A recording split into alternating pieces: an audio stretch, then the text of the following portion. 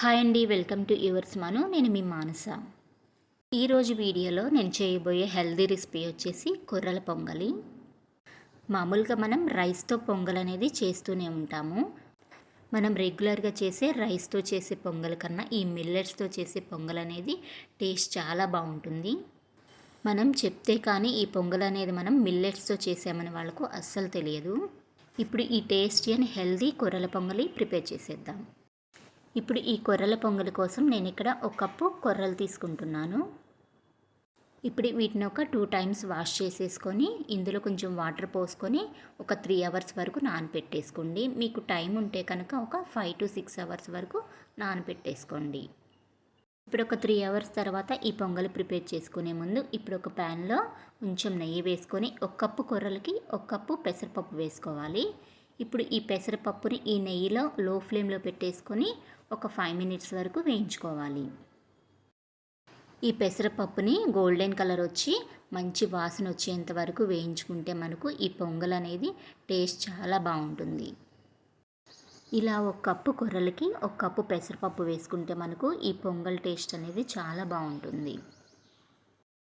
ఇప్పుడు ఈ పెసరపప్పు కలర్ అనేది కొంచెం చేంజ్ అయ్యి మంచి స్మెల్ వస్తుంది కదా, ఈ స్టేజ్లో ఉన్నప్పుడు స్టవ్ ఆఫ్ చేసేసుకోవాలి. ఇప్పుడు మనం ముందుగా నానబెట్టేసుకున్న కొర్రలు ఉన్నాయి కదా, ఇప్పుడు వీటిని ఒక 2 టైమ్స్ వాష్ చేసేసుకొని ఇందులో ఉన్న నీటినన్నింటినీ వంపేసుకోవాలి. ఇలా స్ట్రైన్ చేసుకున్న కొర్రల్ని ఇప్పుడు ఒక కుక్కర్లోకి వేసేసుకోవాలి. ఇప్పుడు ఈ కొర్రల్ని కుక్కర్లో వేసేసుకున్న తర్వాత మనం ముందుగా వేయించి పెట్టుకున్న పెసరపప్పు ఉంది కదా, ఈ పెసరపప్పును కూడా ఈ కొర్రల్లోకి యాడ్ చేసుకోవాలి. ఇప్పుడు ఈ పెసరపప్పు కూడా వేసుకున్న తర్వాత 1 కప్పు కొర్రలు తీసుకున్నాం కాబట్టి 1 కప్పు కొర్రలకి 4 కప్పులు వాటర్ పోసుకోవాలి.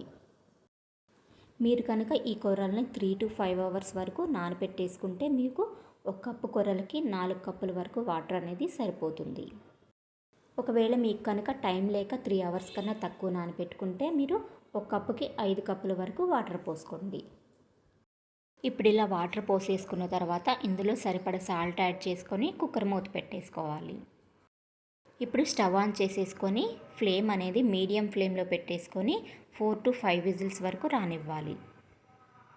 ఒకవేళ ఈ కొర్రలు అనేవి మీకు ఇంకా ఉడకలేదు అనిపిస్తే మాత్రం ఇంకాస్త వాటర్ పోసుకొని మరి కాస్త ఉడికించేసుకోవచ్చు. ఇప్పుడు 4 to 5 విజిల్స్ వచ్చేసిన తర్వాత ఓపెన్ చేసి చూద్దాము. చూసారా, మనకు కన్సిస్టెన్సీ అనేది ఇలా కొంచెం లూజ్గా ఉండాలి. మనం తినే టైంకి ఈ కొర్రల పొంగల్ అనేది గట్టి పడిపోతుంది. సో అందుకే ఇలా చేసుకున్నప్పుడే మనకు లూజ్ కన్సిస్టెన్సీలో ఉండాలి. ఇప్పుడు ఈ కొర్రల్ని మనం కొంచెం ఉడికాయో లేదో ఒకసారి చెక్ చేసుకోండి. మీకు కనుక ఈ కొర్రలు ఇంకా ఉడకలేదు అనిపిస్తే మరి కాస్త వాటర్ యాడ్ చేసుకొని ఇంకొక 2-3 విజిల్స్ రానిస్తే సరిపోతుంది. ఇప్పుడు ఈ కొర్రలు ఇలా ఉడికిన తర్వాత వీటిని మనం పోపు పెట్టేసుకోవాలి. ఇప్పుడు ఈ పోపు కోసం ఇప్పుడు ఒక ప్యాన్లో కొంచెం నెయ్యి వేసుకోవాలి. ఈ పొంగల్కి నెయ్యితో పోపు వేసుకుంటే టేస్ట్ అనేది చాలా బాగుంటుంది. ఈ నెయ్యి అనేది మీరు ఎంత వేసుకున్నా పర్వాలేదు. ఇప్పుడు ఇలా నెయ్యి కొంచెం హీట్ అయిన తర్వాత ఇందులో సన్నగా కట్ చేసి పెట్టుకున్న అల్లం ముక్కలు, కొంచెం మిరియాలు, అలాగే కొంచెం జీడిపప్పు, కొంచెం కరివేపాకు, జీలకర్ర వేసేసుకొని లో ఫ్లేమ్లో పెట్టేసుకొని వేయించుకోవాలి. ఈ మిరియాలు అనేవి మీరు ఘాటుకు తగ్గట్టుగా వేసుకోండి. ఇప్పుడు ఇవన్నీ వేగిపోయిన తర్వాత ఇందులో కొంచెం పచ్చిమిర్చి కూడా వేసుకొని వేయించుకోవాలి. ఇప్పుడు ఈ పచ్చిమిర్చి కూడా వేగిపోయిన తర్వాత ఇప్పుడు ఈ పోపుని మనం ముందుగా ఉడికించి పెట్టుకున్న కొర్రల్లో వేసుకోవాలి. సో ఇప్పుడు మనకు హెల్తీ మిల్లెట్ పొంగల్ అనేది రెడీ అయిపోయింది. ఇందులో కాస్త నెయ్యి వేసుకొని వేడివేడిగా తింటే అసలు చాలా బాగుంటుంది. తినేవాళ్ళకు మనం ఈ పొంగల్ అనేది మిల్లెట్స్తో చేసామని వాళ్ళకు అస్సలు తెలియదు. సో డైలీ మిల్లెట్స్ తినేవాళ్ళు ఇలా కొంచెం అప్పుడప్పుడు రొటీన్గా కాకుండా ఇలా కొంచెం డిఫరెంట్గా పొంగల్ చేసుకుంటే మిల్లెట్స్తో చాలా బాగుంటుంది. సో ఈ రెసిపీని మాత్రం తప్పకుండా ట్రై చేసి ఎలా వచ్చిందో కామెంట్ చేయండి.